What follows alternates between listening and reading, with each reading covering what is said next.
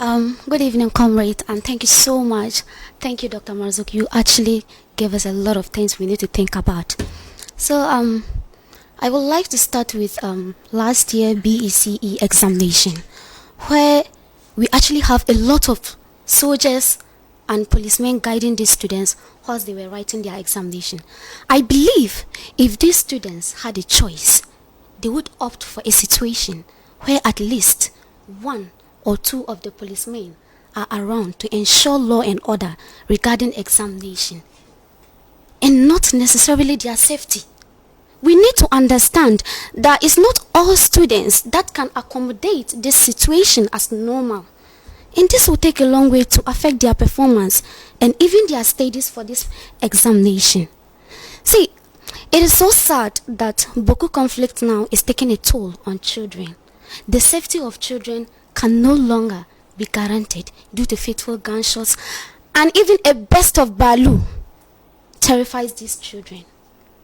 Looking at the visuals, the pictures, the videos, the things we see on social media, and even ourselves, like I'm from Bawku, I was born and raised in Bawku, the personal experience, the observation, we can say that children in Bawku are traumatized and somehow psychologically affected. And they can't learn. I was born and raised from Bawku, and this is not a story to talk about home.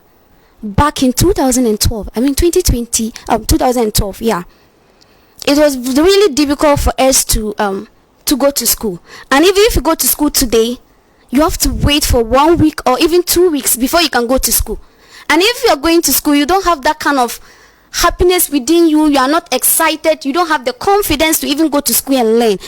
The moment you step out of the house, you are thinking about what is going to happen. And even before you leave the house, your parents are going to advise you that please, when you hear anything, make sure you pass this way.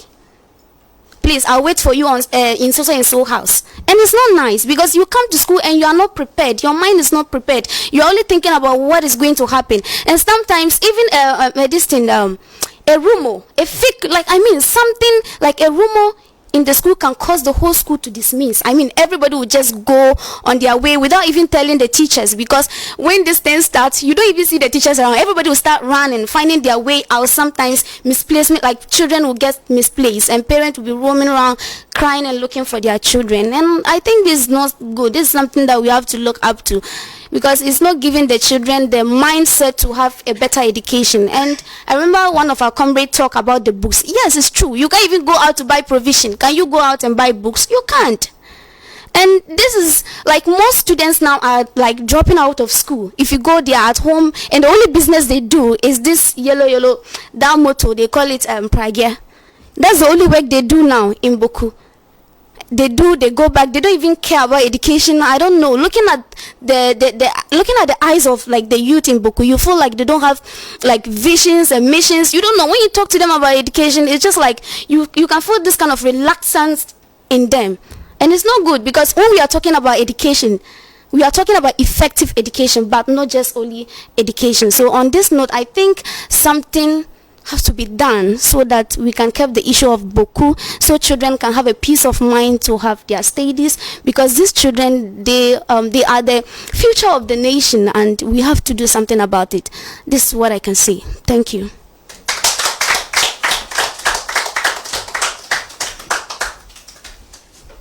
Thank you,